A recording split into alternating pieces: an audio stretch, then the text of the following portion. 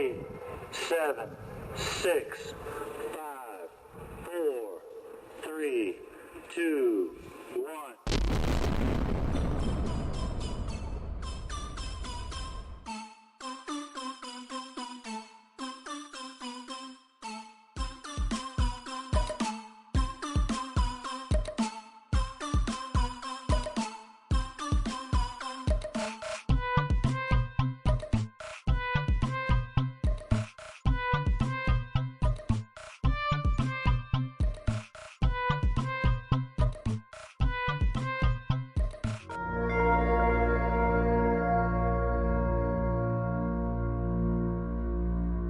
Bon dia, soc Dani Cortijo, historiador i creador d'Altres Barcelones, Barcelona Esfera, Histotube i alguns altres projectes online. Volia fer aquest vídeo per felicitar pels 10 anys d'història del projecte Històries d'Europa, que es diu molt ràpid, però aquí a darrere hi ha molta constància. No sóc objectiu en aquest elogi, ja que tinc una estima especial per alguns dels creadors amb els quals vaig compartir la carrera universitària d'Història, però sí que m'agradaria destacar 2 punts forts del projecte Històries d'Europa que crec que cal destacar en aquest aniversari. El número 1 seria Històries d'Europa trenca un tòpic, que la difusió de la història no pot ser feta per historiadors. Històries d'Europa està fet per historiadors i dirigit al públic general sense intermediaris, sense que hi hagi d'haver-hi un periodista intermediari, sense que la cara l'hagi de posar, el guió el posi un historiador, però la cara o la signatura l'hagi de posar algun famós de l'Star System, algun actor, sinó que són historiadors escrivint pel públic general. La difusió sembla mentida, però quan fèiem la carrera me'n recordo que semblava que els historiadors només podíem escriure en prestigioses revistes que ens servien per fer punts per acabar treballant a la universitat. Però si en l'àmbit de la difusió, el públic general, no l'ocupem la gent que som professionals de la història, l'acaba ocupant altra gent, perquè hi ha demanda, i sovint doncs, el que acaba passant és que hi ha de tot menys gent que utilitzi uns mètodes, diguéssim, mínimament adients per difondre la història.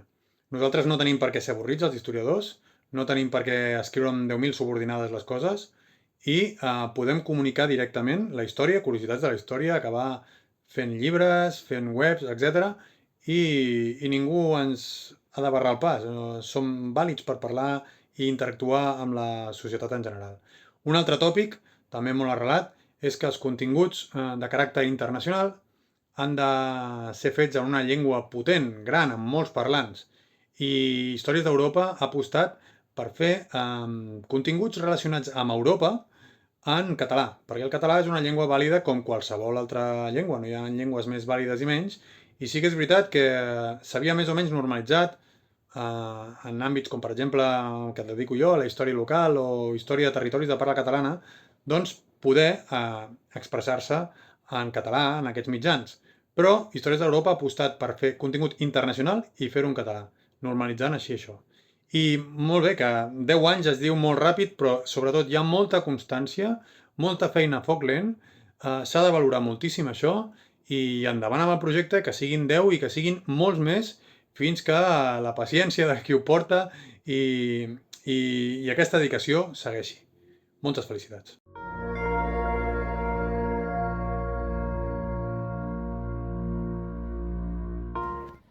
Hola, jo sóc la Victòria, des de Cracòvia. Soc alellenca, soc maresmenca i soc catalana i soc guia a Cracòvia.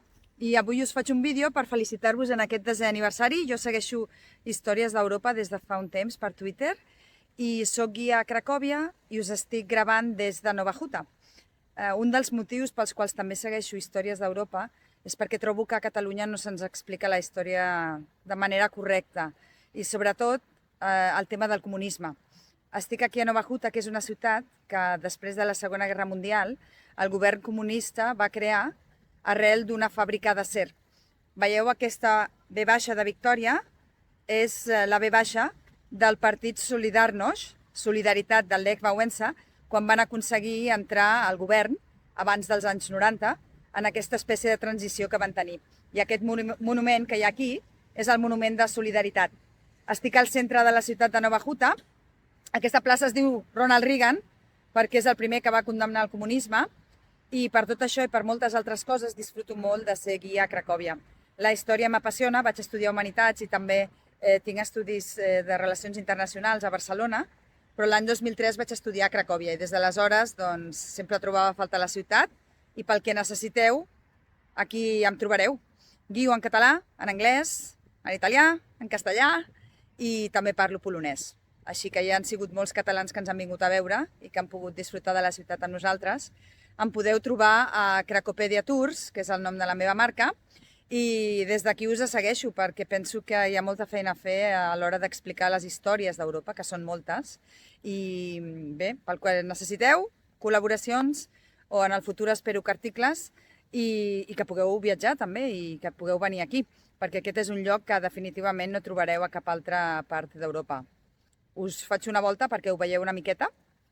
Aquí teniu la plaça, per darrere meu, i és una plaça que va ser creada perquè hi haguessin avingudes per on els treballadors poguessin marxar, per exemple, el dia 1 de maig. No?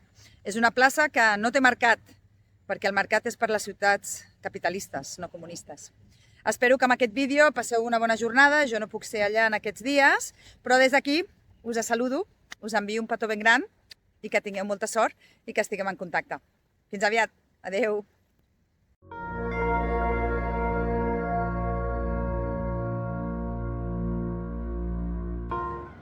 Hola, feliç aniversari a tot l'equip d'Històries d'Europa. Vos parlo des d'ací, des de Brussel·les, just davant de, no sé si ho veieu, la Casa Europea de la Història Europea. No es veu massa bé el títol del museu, però bé, teniu així l'edifici, que és un edifici impressionant, construït el 1920, però bé, el museu és més modern, es va començar a planificar el 2000, s'inaugurà finalment, es volia inaugurar el 2018, per a celebrar el centenari del final de la Primera Guerra Mundial i és el projecte més important del Parlament o de la Comissió Europea dintre del que podríem dir la divulgació històrica d'Europa, que és el vostre camp de treball. El museu està molt bé. El museu té una visió molt superficial i insuficient del segle XIX, una bona aproximació a la Primera Guerra Mundial i un període entre guerres, Segona Guerra Mundial i Guerra Freda una mica més qüestionable o difícil o més fluixet. Però bé, m'interessava posar-lo com un exemple d'una altra forma de fer divulgació o de la forma més tradicional, més monumental de fer divulgació. Molts cops aquests projectes són els que criden l'atenció, els que tenen els fons, els que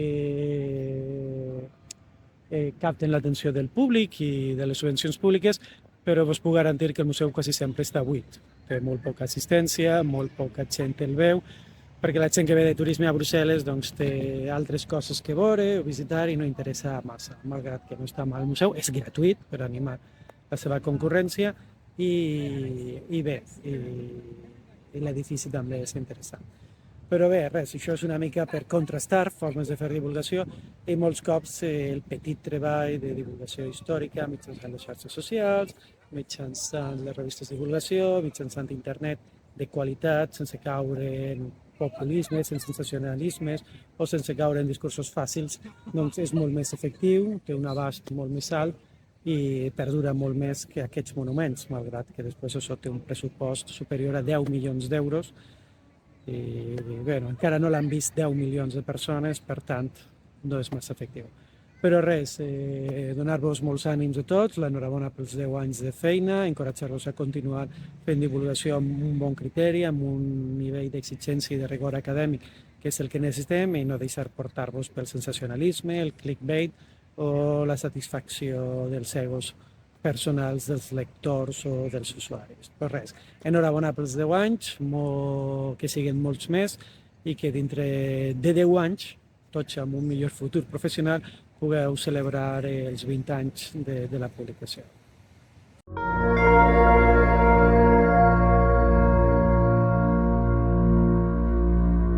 Bien, bon dia, soc l'Oriol Ribas, col·laborador d'Històries d'Europa, de la web d'Històries d'Europa des de l'any 2015, i el motiu d'aquest petit vídeo és que en Cèsar em va demanar si us podia dirigir unes paraules coincidint amb aquest 10è aniversari d'aquesta pàgina web que esteu celebrant avui en dia. Jo faig articles, sobretot, els que potser n'heu llegit algun de meu, que parlen de la història de Rússia, història dels països de l'est, tant l'edat moderna com contemporània, sobretot, que és el que m'interessa més. Jo, de fet, he viscut 9 mesos, vaig viure fa uns anys 9 mesos de la meva vida a Rússia, conec l'idioma, he fet de traductor, he fet alguna interpretació també, i això, combinat amb el meu interès per la història, perquè vaig estudiar, tot i que no vaig acabar la carrera d'història a la Universitat de Girona, fa que tingui molt d'interès a transmetre la història d'aquells països, a vegades tan poc explicats aquí a Occident. Aquest és el motiu pels quals els meus articles sempre veureu que parlo de tota l'òrbita exsoviètica i tots aquells països. Jo visc a Castelló d'Empúries, que els que potser ho coneixeu sabeu que és una població medieval molt important, havia sigut la capital, una de les capitals del comtat d'Empúries, i com veieu aquí darrere meu és una població que té un llegat històric medieval molt ben conservat.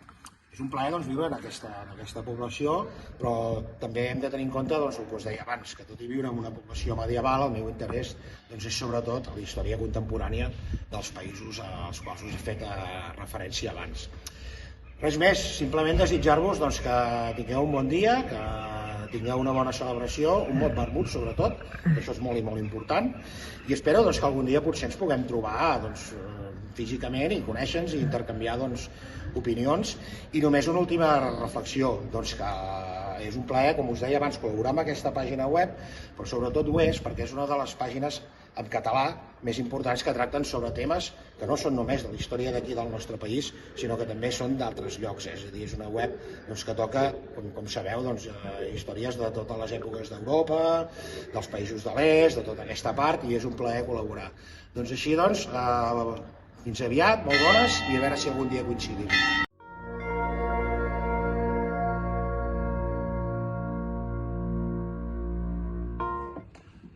Amics de Històries d'Europa, ja feu 10 anys. Fan moltes felicitats. Hi ha poques iniciatives culturals que durin tant. Això diu molt dels seus iniciadors, i jo sé que per arribar aquí cal molta paciència i molta perseverança. Jo us vaig conèixer quan vaig llegir el vostre llibre del Baidal Palomo, Pseudohistòria contra Catalunya de l'espanyolisme a la nova història. Primer jo vaig creure que, vaig sentir que algú deia que Cristòfol Colom era català, vaig pensar que era un gag de Polònia. Vaig pensar que, mira, feia gràcia, no? Més tard em vaig adonar que hi havia gent que ho deia seriosament i que fins i tot ho deien nacionalistes catalans. Va tenir un gran ressò als mitjans de comunicació i després vaig pensar, només falta ara que tots els indígenes i els seus descendents d'Amèrica ens tinguin mania als catalans. Quina estupidesa. La idea de fons, que relata molt bé el vostre llibre, és que hi ha un complot perfectament planificat que dura segles i que ens han manllevat que grans figures de la història espanyoles i europees siguin catalans. Sembla mentida que aquest plantejament delirant hagi tingut tant recorregut. Una part del nacionalisme català més essencialista s'hi ha llançat de cap. Però per què és reaccionari aquest plantejament? Perquè es fonamenta en la idea del complot. Una idea del complot que s'inicia amb l'abat Barruel quan analitza sota aquest prisma la Revolució Francesa, la memòria per servir, la història del jacobinisme, i Espanya, anys després, amb el capellà català Joan Tusquets en el llibre Orígenes de la Revolució Espanyola, que fonamentarà la historiografia franquista sota el lema del complot judeo-maçònico-comunista. El problema és que quanta feina donen els mals historiadors, perquè una cosa és tenir una certa mirada romàntica sobre el passat, com Ferran Soldevila, on hi podríem tenir una actitud condescendent. L'altre és inventar-s'ho tot directament. A més, cal dir que el passat no el podem canviar, el que sí que podem fer és intentar transformar el futur. Aquesta literatura pseudohistòrica desprestigia el republicanisme independentista actual i, a més, amb aquestes idees els adversaris ho tenen molt fàcil. En canvi, Els adversaris ho tenen molt fàcil, molt difícil amb Josep Fontana. No em deixa de meravellar la capacitat que tenen alguns de defensar idees que a mi em semblen al·lucinants. Per exemple, Mike Hughes, un nord-americà de 64 anys, va tenir molt predicament en la seva idea del terraplanisme.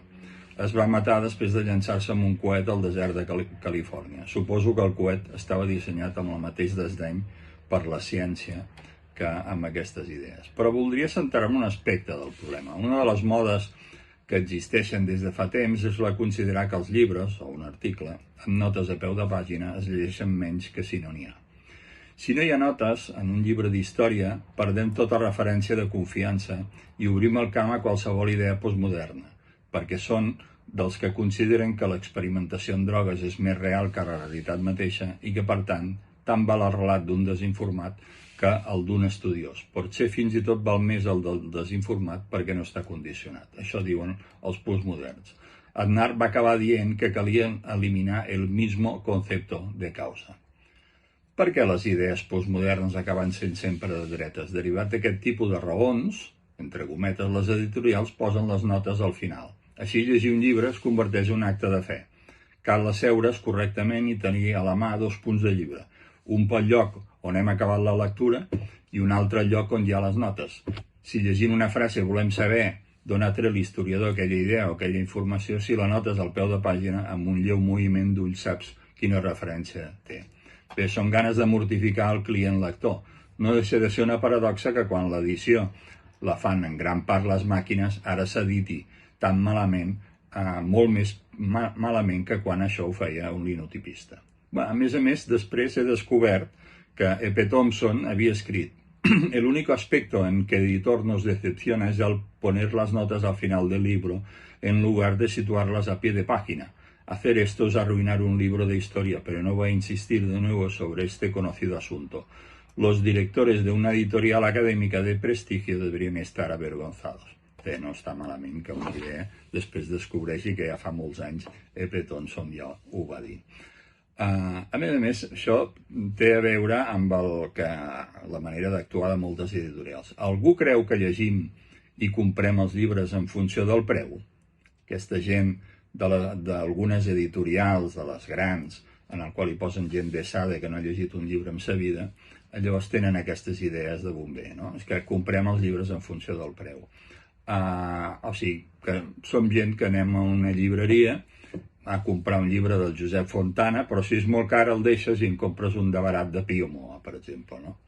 Bé, amics, feu molt bé la vostra tasca. No val el mateix un boig que diu que Shakespeare era català que un savi que ens explica les coses amb moltes notes a peu de pàgina com Josep Fontana o com feu vosaltres. Endavant i per molts anys més.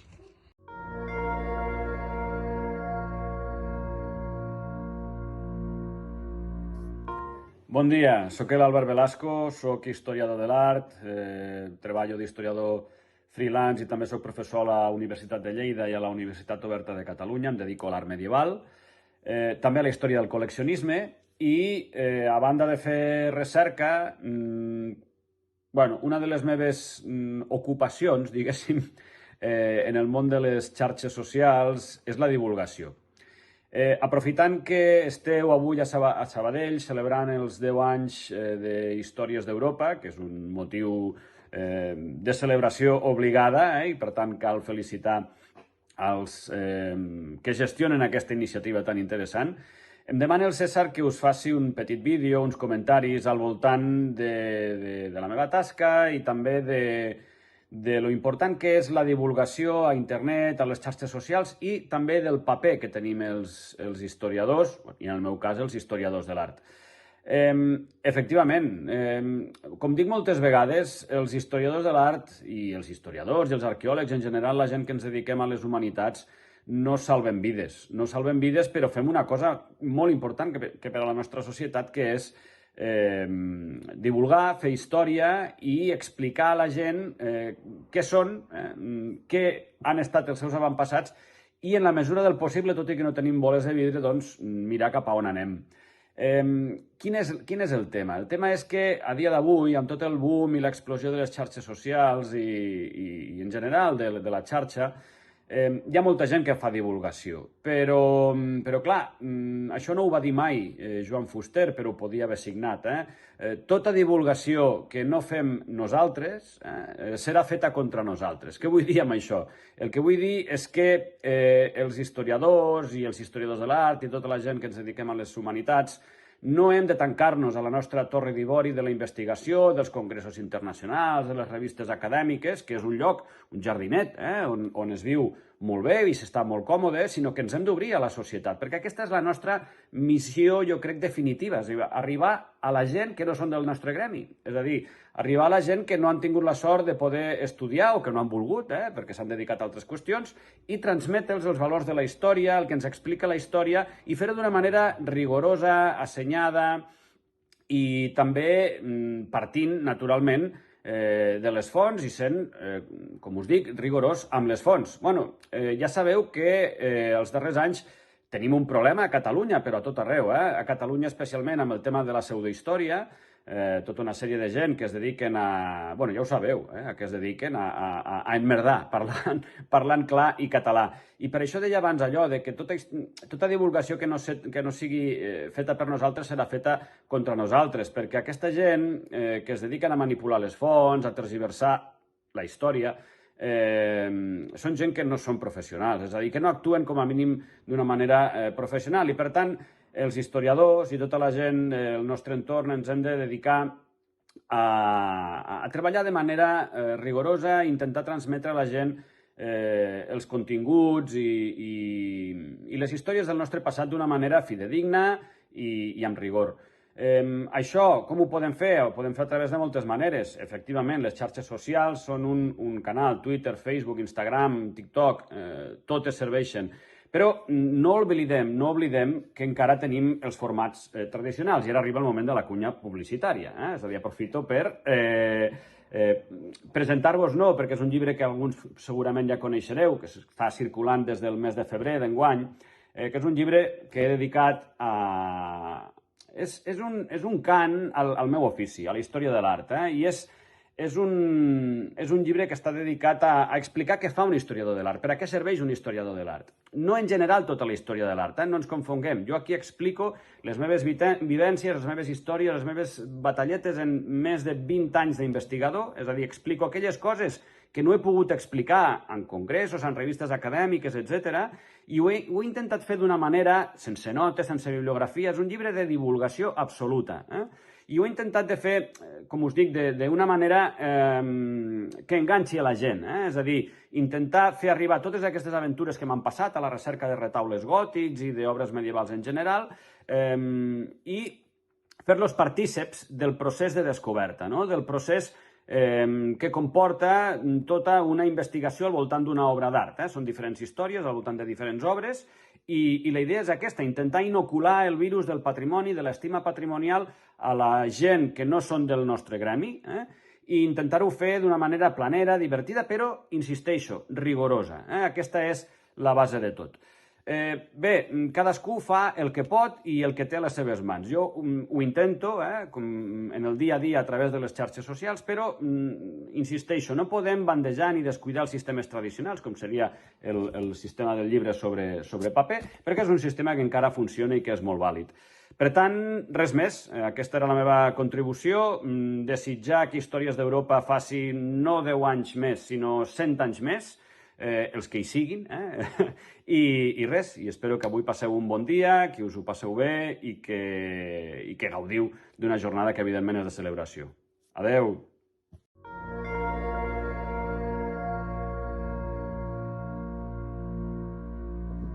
Greetings from Greece and greetings from Thessaloniki. My name is Konstantinos Paschos and I'm a historian.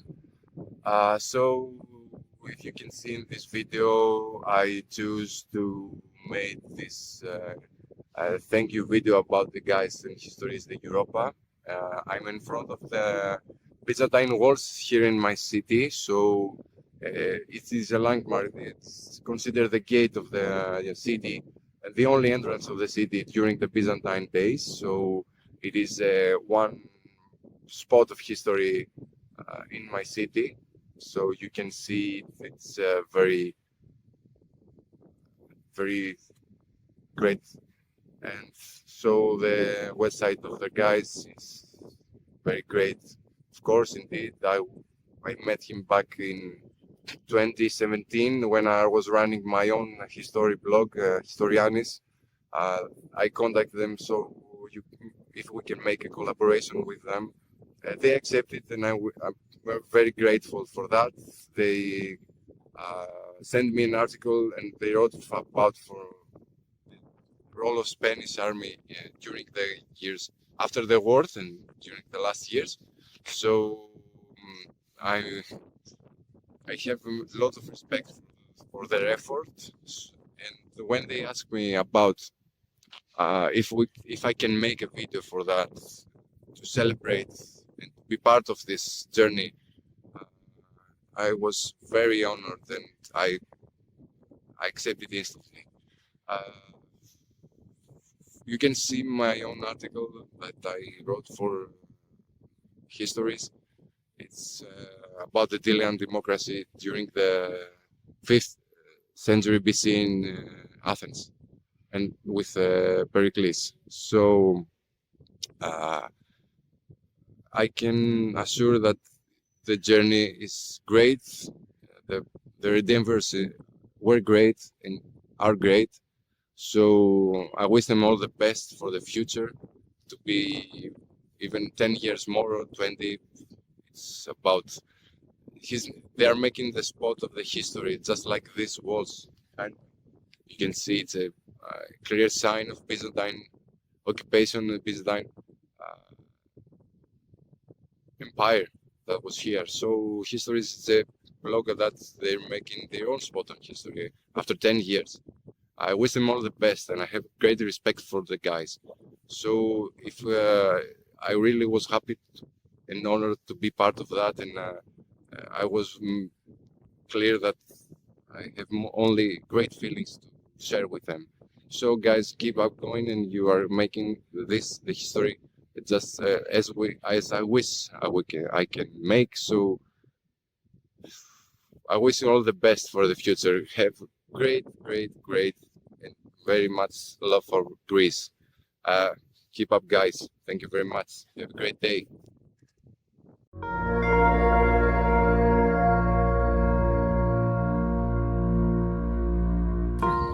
En el 10è aniversari d'Històries d'Europa m'agradaria felicitar aquesta iniciativa que ja porta 10 anys i contribueix de forma rigorosa i també de forma pràctica i teòrica a millorar els coneixements que tenim sobre la nostra història.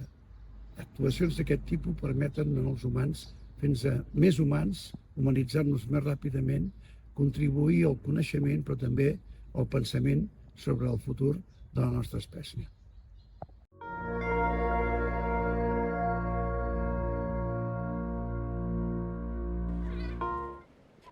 Ei, hola, què tal?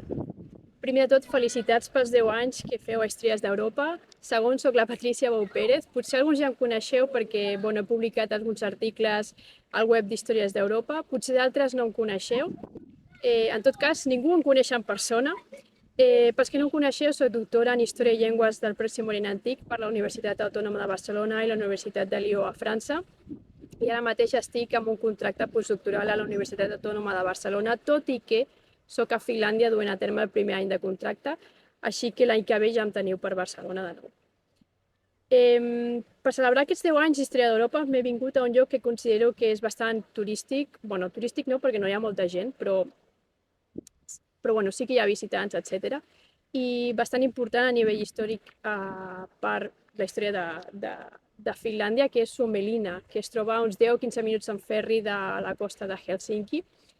I aquí són 6 illes on els suecs van aixecar una fortalesa al voltant de les 6 illes, així que és bastant curiós de veure, al segle XVIII, i al segle XIX va caure sota la influència dels russos i ja va romandre així fins a la independència de Finlàndia. Com podeu veure, aquí tinc un búnquer, un canó, i hi ha molt de vent perquè estic al costat de la costa, així que hi haurà una mica de vent, ho sento molt. I res, felicitar-vos per la tasca que feu, que no és pas petita. és immensa. La divulgació considero que és essencial perquè considero que la història és part de tots i és de tots. Així que considero que tothom hauria tenir accés a una divulgació ètica i una bona divulgació. Vull dir, perquè com vaig llegir una vegada per Twitter a un investigador, de fet, de l'Autònoma de Barcelona, és si no fas la divulgació, te la fan. I això dona més feinada, i això ho sabeu bé vosaltres, que no pareu de desmentir bulos, desmentir un munt de coses que intencionadament o no, i amb tota la bona intenció o no, al final el que fan és perjudicar una mica la difusió de la història. Així que per això considero també que els investigadors hauríem implicar-nos més a la divulgació del que fem a les universitats, del que investiguem, dels resultats que tenim, etc. Perquè la història és de tots. Tot i això, és cert que tenim, parlo com a investigadora, tenim molt de treball a les universitats i a vegades ens és impossible dur a terme tot el que fem. I ja com a conclusió, continueu així. Ja porteu 10 anys, que no és pas un període curt, i espero que siguin molts més fent aquesta tasca que feu, que és imprescindible, i em dono una tirada d'orelles a mi mateixa, perquè considero que podria potser divulgar una mica més, però sí que és cert que ara mateix estic parada totalment amb el tema de la divulgació, però és això, estic col·lapsada amb tema investigació, administració, etc. Em té el temps bastant... Vaja, no tinc gens de temps per absolutament res. Així que res, em dono aquesta tirada d'orelles i prometo contribuir aviat amb alguna cosa pel web de Històries d'Europa, encara que sigui un article petit. M'ho he anotat a l'agenda abans de fer aquest vídeo, així que caurà algun article sobre alguna coseta d'europeus per Orient, etc. I res, una abraçada a tots, espero que esteu disfrutant d'aquest piscolabis i que m'estic perdent, però bueno. I res, una abraçada, continueu fent aquesta tasca que és importantíssima i ho sento si s'escolta el vent. Jo també ho estic patint, sobretot pels cabells que no paren de volar per tot arreu. I res, espero que ens vegem aviat per Barcelona i una abraçada. Adéu!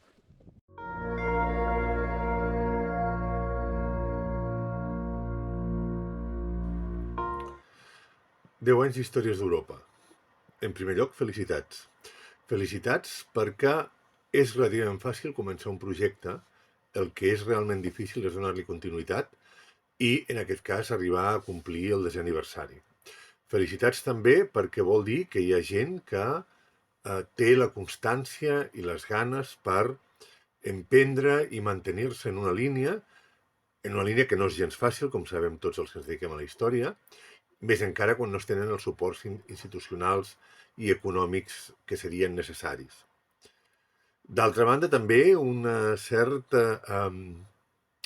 toc de nostàlgia perquè, esclar, molts dels que han passat i encara hi són per Històries d'Europa han estat alumnes meus. I, per tant, pensar que fa 10 anys jo ja era el professor de joves que ara ja comencen a deixar de ser-ho i que ja comencen a acumular una trajectòria professional i de publicacions respectable, doncs no deixa de ser, d'una banda, un motiu d'orgull, però d'altra també un recordatori del pas del temps. I encara un altre detall que voldria compartir amb vosaltres. Fa pocs dies vaig estar a la llibreria de la Casa del Llibre, allà a Rambla, Catalunya. Jo normalment no compro llibres d'història allà, com suposo que bàsicament la major part de la gent que ens dediquem a això no els comprem allà. I això sí, vaig donar-li una ullada pel mostrador de les novetats en llibres d'història. I el resultat va ser francament descoratjador. La major part dels llibres que estaven allà exposats no eren en realitat llibres d'història, eren llibres de pseudohistòria espanyola, pseudohistòria catalana, tant se val, escrits per no historiadors, sinó periodistes, escriptors, diletants, parlant de tòpics i de temes que es suposava que alguns eren ja superats i d'altres que han tornat per una inclinació més ideològica que no pas per un canvi en el paradigma historiogràfic. De tal manera que pràcticament els llibres d'història, escrits per historiadors reconeguts i contrastats, eren 2 o 3 sobre una vintena de novetats. I això és molt preocupant. Això és molt preocupant perquè és el resultat d'una cosa que alguns portem molts anys dient, que és que la gent vol llegir història, que cal divulgació històrica i que cal bona divulgació històrica. Perquè la divulgació històrica o la fem els historiadors o ens la fan d'altres. I quan la fan d'altres, els resultats, doncs, són els que podem comprovar quan visitem llibreries com la Casa del Llibre o tantes altres. Tampoc ara voldria aquí que això semblés una denúncia o una campanya contra una llibreria concreta. Però el resultat és el que és. I és que si no tenim més projectes com Història d'Europa, si no tenim més gent disposada no només a fer recerca, que això és molt important, però també a fer divulgació, i això cada vegada també és més important, el futur se'ns presenta complicat. Se'ns presenta complicat perquè una societat que s'informa en projectes o en llibres com els de Pio Moa o Jordi Bilbeny o gent d'aquest tipus, és una societat no només desinformada, sinó és una societat manipulada. I, per tant, un dels propòsits que ha de tenir la història i un dels objectius que hem de tenir els historiadors, que és el d'oferir a la gent un coneixement veraç sobre el seu passat, perquè siguin capaços de jutjar críticament el seu present, es deixa de complir perquè se li omple el cap a la gent de desinformació i de pura propaganda que l'única cosa que serveix és per mantenir els que ja hi són. Per tant, Històries d'Europa, felicitats, perquè sé que vosaltres participeu també d'aquesta idea de fer una història de divulgació seriosa, rigorosa i crítica i esperar que d'aquí 10 anys més pugueu continuar celebrant el vostre aniversari i que en aquesta ocasió hi pugui ser present i no com ara, que malauradament m'haig de conformar amb enviar-vos un vídeo de recordatori. Endavant i moltes felicitats.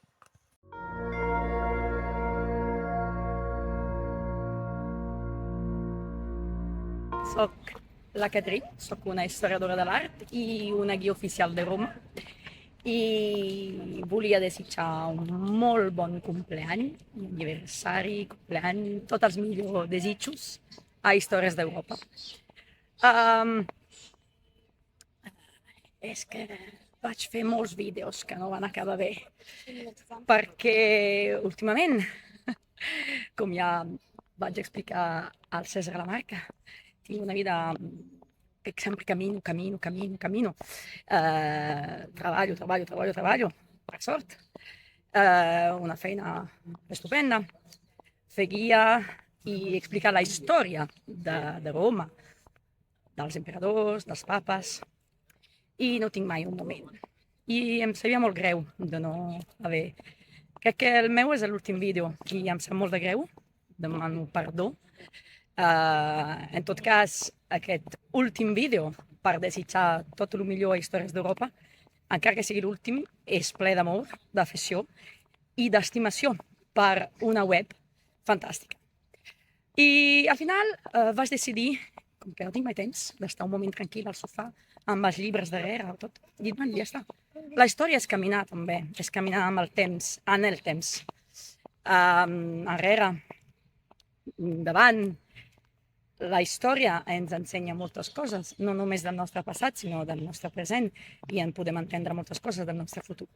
Llavors que, m'he dit, ja està, ja faré el vídeo caminant, anant des del Vaticà fins a la plaça Napoleó, a Villa Borghese, abans de fer el Museu Borghese, i justament caminam aquí, nella història, com totes les nostres ciutats tenen una història. I aquí estem al voltant de la història. Història en natura, perquè aquest és el parc de Villa Borghese, llavors que aquí... Però això, jo penso que quan vaig conèixer el Cèsar Lamarga, justament amb una visita guiada del Coliseu, i em van explicar aquesta estupenda idea que van tenir, no? de fer Cèsar Lamarga i, òbviament, els seus col·laboradors i amics, em va encantar. Em va encantar. Em va enviar de seguida un enllaç i va néixer una molt bona amistat entre nosaltres, que també és l'amistat amb tota la gent que li agrada la història, que li agrada la cultura, l'art. Jo soc historiadora de l'art i també l'art ens ensenya molt, no? A dins de la història de l'art hi ha la paraula història. L'art és una història. L'art ha expressat moltes coses. I això, llavors que em vaig sentir quasi honorada d'haver conegut el Cèsar Lamarga i conegut també aquest projecte d'Històries d'Europa. Història és veure críticament, analíticament i críticament les coses. No és fàcil avui en dia. Hi ha justament moltes dificultats i moltes estimulacions que a vegades ofusquen la mirada vera i crítica. Però Històries d'Europa, nella seva senzillesa, porta endavant un projecte molt important i gigantesc. Explicar la història, portar la veritat, la llum i la integritat del nostre passat, sobretot fent-lo caminar. Caminar a dins del temps i portar-lo al nostre present i al nostre futur. Llavors que jo d'aquí, de la Villa Borghese, que és una barreja sensacional de natura, d'història i de cultura, som tots nel mateix món, nel mateix univers de la història. Jo desitjo tot el millor, perquè s'ho mereixen, Històries d'Europa, i encantada de poder desitjar això i de fer part d'aquest projecte com amiga i com persona que comparteix tot això. Llavors que per molts anys i segles i eternitat de la història i de Històries d'Europa. Ciao, ciao!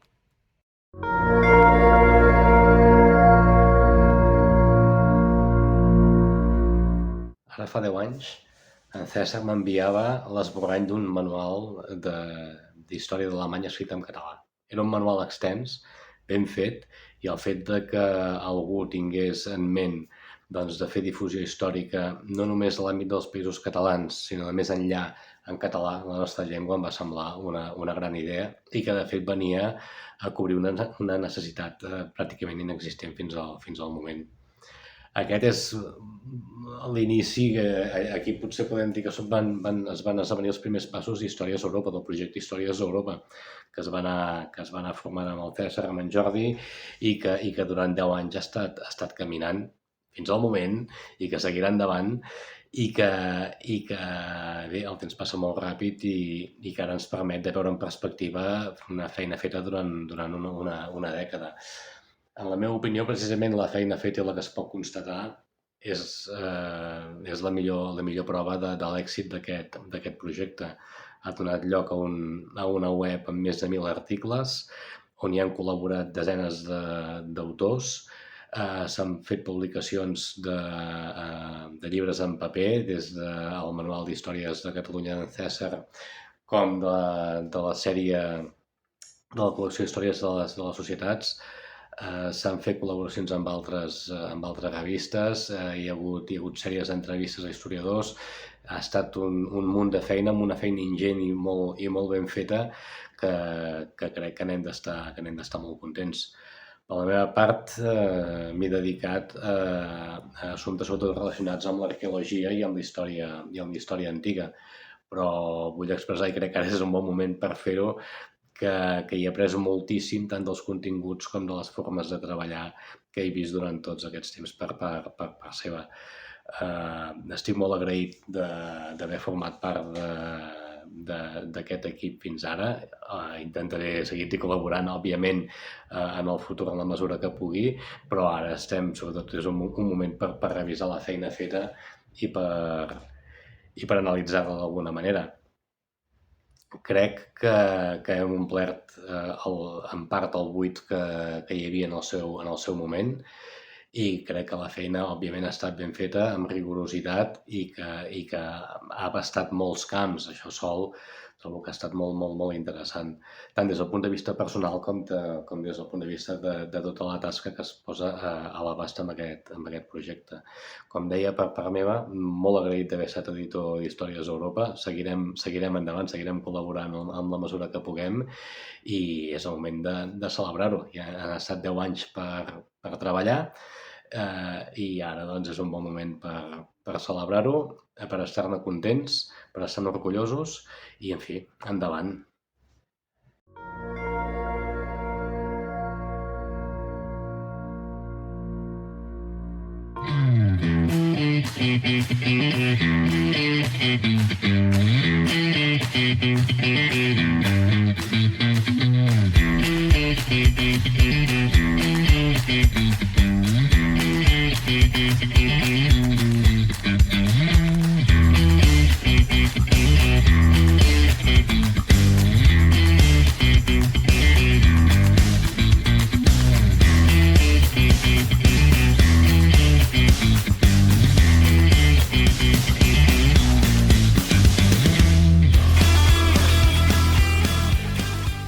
Bon dia, gent d'Històries d'Europa, amics, saludats, coneguts, seguidors i tota la gent que ha fet possible que aquest projecte hagi arribat fins als 10 anys, que és el que estem ara celebrant. 10 anys no són pocs, com bé dieu molts de vosaltres. Per mi han passat volats i, d'entrada us explico on soc perquè, com sabeu, tot i que soc de Terrassa, visc a Sabadell i som en una ermita curiosa que la faig servir de paral·lelisme per aquests 10 anys. Aquesta ermita és Sant Vicenç de Verders. En realitat, el topònim més antic és Sant Vicenç de Sarriera i és una ermita que originalment data del segle XI. Era el poble de Santa Maria de Corcó, és a dir, bastant lluny. Com va arribar fins aquí? Doncs primer va quedar en desús, cap al segle XV o segle XVI va quedar annexada al Mas de Verders i per això se li va canviar el nom per Sant Vicenç de Verders, i en aquell moment els propietaris del mas van començar a fer-la servir de graner i va quedar adossada al seu mas i el feien servir com a magatzem. Ja havia perdut la seva funció religiosa perquè l'indret s'havia despoblat molt i havia format part de Sant Pere de Casserres. Temps després va quedar completament anegat quan es va construir el pantà de Sau, cap al 62, i en una època també com ara de sequera cap al 72-73 va quedar al descobert i gent de defensa del patrimoni relacionats amb l'ajuda de la Fundació Caixa de Sabadell, perquè quan teníem caixes, que ara ja no existeixen, doncs van decidir recuperar-la, la van desmuntar i la van portar cap aquí. Diuen sempre a la història que la van desmuntar i portar cap aquí pedra a pedra, però bé, sembla que en realitat, pel que comenten els companys de la UES, de la Unió Excursionista, en realitat, doncs, bé, el muntatge va ser una mica panxim-panxam. I sobretot es van deixar les pedres dels fonaments, per la qual cosa ara diuen que hi ha com dos Sant Vicenç de Verders, un encara sota les aigües del pantà de Sau i un altre aquí a Sabadell. Bé, doncs aquesta és la història de com va arribar una ermita del segle XI fins a Sabadell. A més, una ermita antiga, en estil llombard, però que suposadament conserva trets encara més antics. la utilitzo per fer un paral·lelisme amb el projecte d'Històries d'Europa, perquè tot i que inicialment doncs, es fa un projecte amb una idea determinada, doncs aquesta idea evoluciona amb el pas del temps i aquella cosa que tu has construït doncs, se li acaba donant doncs, altres utilitats. I en realitat avui doncs, segueix tenint una altra utilitat, en aquest cas l'ermita és turística, i en el cas d'Històries d'Europa és de divulgació i cada vegada més ens estem concentrant en desmuntar fakes. Bueno, com va començar això? Doncs va començar amb la idea de fer divulgació d'un llibre que actualment encara està per publicar, d'història d'Alemanya. Ens vam embolicar a fer-lo, sense tenir gaire idea ben bé de com acabaria la cosa. I després de molt buscar per editorials que no ens van voler publicar el llibre, per diverses excuses, doncs vam acabar fent la pàgina web per anar publicant doncs, material que havia anat quedant sense publicar en el llibre, que finalment no havíem inclòs, i també coses del mateix llibre. I mica en mica van agafant volada, primer amb una adreça gratuïta, després van comprar el domini, mica en mica va anar creixent i no ens hem adonat que ens vam plantar el 2018 quan va sortir la possibilitat de començar a publicar llibres en paper. La idea era aprofitar el material que havíem fet per a la pàgina web, però vam acabar fent material nou o ampliant el que ja teníem per fer-lo en paper, amb la qual cosa doncs, ara entre uns i altres doncs, aproximadament tindrem un miler d'articles. En 10 anys, en 4 llibres publicats i més projectes que hi ha en marxa. A prop d'una vintena de col·laboradors en diversos nivells, o fent articles o simplement doncs, moltes vegades consultes que són molt ben rebudes, perquè evidentment no sabem de tot, doncs han passat durant aquests 10 anys. Evidentment és una tasca complicada i no tothom pot aguantar tant de temps, però bé, l'important és que vam agafar un ritme de cruer. Durant uns quants anys vam estar publicant un article per setmana, que era molt, i ara doncs, estem encara plantejant-nos projectes de futur. Si esperàveu que regés d'algú, no serà el cas avui, no toca. Avui és el dia d'aniversari, és el dia que toca agrair-vos a tots, a tots els nivells, que aquests 10 anys doncs, hagin estat possibles, perquè ha estat gràcies a la gent que ens ha llegit. Si no, un projecte de divulgació, doncs, si no té lectors, doncs, com que no té cap tipus de sentit, cap mena de sentit.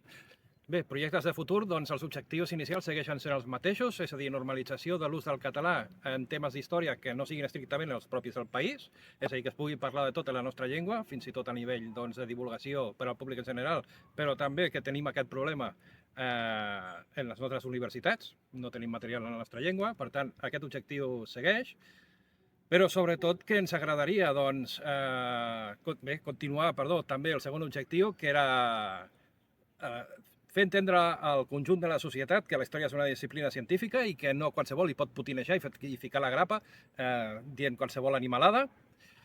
I, conseqüència d'això, doncs, projecte de futur, ens encantaria que fos una tasca no amateur, sinó professionalitzadora, pagar pels articles, als col·laboradors, que la gent que fa divulgació i que realment s'ho curra, com no només nosaltres, sinó molts altres companys que encara aguanten, doncs es poguessin guanyar la vida, cosa que ara doncs, és inviable, perquè temes culturals no dona, i menys a la història amb el concepte que es té generalment d'història a la nostra societat, que és una cosa com per llançar-se-la pel cap a nivell polític, però de la qual no es té la cura de mantenir el més mínim rigor. Ni es consulta als historiadors, no fos cas que t'espatllessin la història. Una bona història, sobretot que la realitat no t'espatlli una bona història. Doncs, malauradament, això és el que fan molts polítics. I he dit que no rajaria de ningú, però ja he acabat rajant. Bueno, moltes gràcies a tots i bé, espero que continueu seguint-nos. Jo, fins que la salut aguanti, doncs continuaré fent-ho, encara que no em guanyi ni un puto duro, que ho sapigueu, però, bueno, ahí estarem. Mentre aguanti el temps i tota la gent que m'envolta doncs m'aguanti a mi, que també Déu-n'hi-do, doncs seguirem endavant. Moltes gràcies a tots i per molts anys més. Seguim. Que ja per sopar. Veus? Això.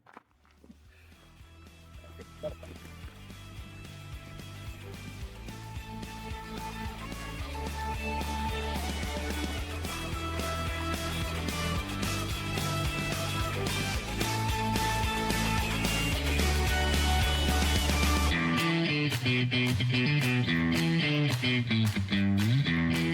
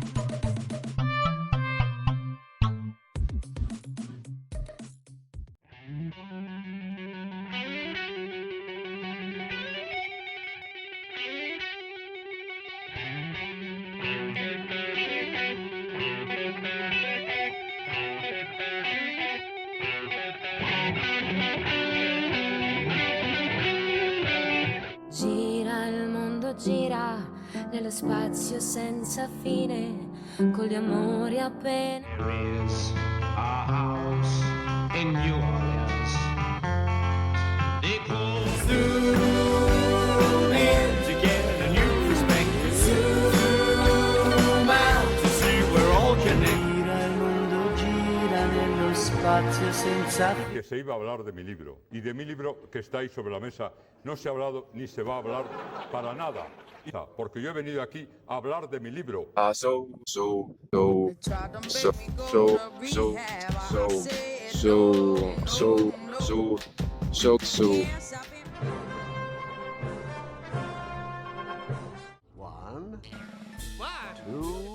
two, three,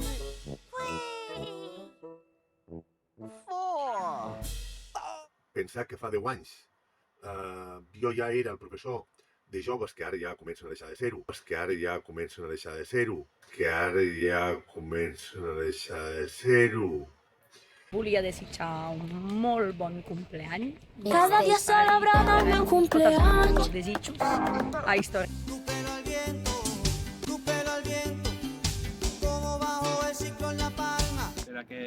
¿Será que piensa que voy a decir? Que no tengo ni idea. ¿Ah? Ah. O la gent amics de Històries d'Europa no me gusta. Qué raro.